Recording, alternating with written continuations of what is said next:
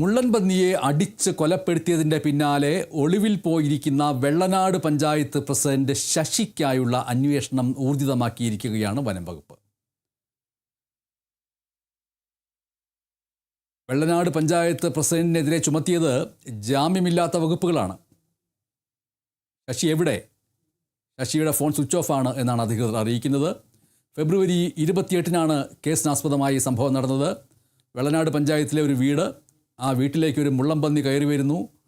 പ്രാദേശികവാസികൾ വനംവകുപ്പിനെ വിവരമറിയിക്കുന്നു. ഇതേ സമയം വെള്ളനാട് ശശി അവിടേക്ക് വരുന്നു. ഓടാപുല്ലേ വനംവകുപ്പെ എന്നൊക്കെ വെല്ലുവിളിക്കുന്നു. മുള്ളംപന്നിയെ ഇരുമ്പ് ദണ്ട് ഉപയോഗിച്ച് തലയ്ക്കടിച്ചു കൊല്ലുന്നു. വണ്ടി കയറി ചത്തുകിടന്ന മുള്ളംപന്നിയാണ് അത്. അതിന് ജീവനുണ്ടോ എന്ന് നോക്കിയതാണ് എന്നൊക്കെയായിരുന്നു ദൃശ്യങ്ങൾ പുറത്തു വന്നതിന് പിന്നാലെ വെള്ളനാട് ശശിയുടെ പ്രതികരണം. വന്യജീവി സംരക്ഷണ നിയമം 1972 ഷെഡ്യൂൾ 1 ഉൾപ്പെടുന്ന സംരക്ഷിത ജീവിയാണ് മുള്ളംപന്നി. 7 വർഷം വരെ തടവും കുറഞ്ഞത് 25,000 രൂപ പിഴയിൽ ലഭിക്കാവുന്ന കുറ്റമാണ് ഇത്. മുള്ളൻപന്നി ചത്തത് തലയ്ക്കേറ്റ ക്ഷതം മൂലമാണ് എന്നാണ് പോസ്റ്റ്മോർട്ടം റിപ്പോർട്ട്. തല പൊട്ടിപ്പിളർന്ന അവസ്ഥയിലായിരുന്നുവെന്നും ഇരുമ്പും ദണ്ട് ഉപയോഗിച്ചുള്ള അടിയിലാണ് തല പൊട്ടിയത് എന്നും പോസ്റ്റ്മോർട്ടം റിപ്പോർട്ടിൽ സൂചിപ്പിച്ചിട്ടുണ്ട്.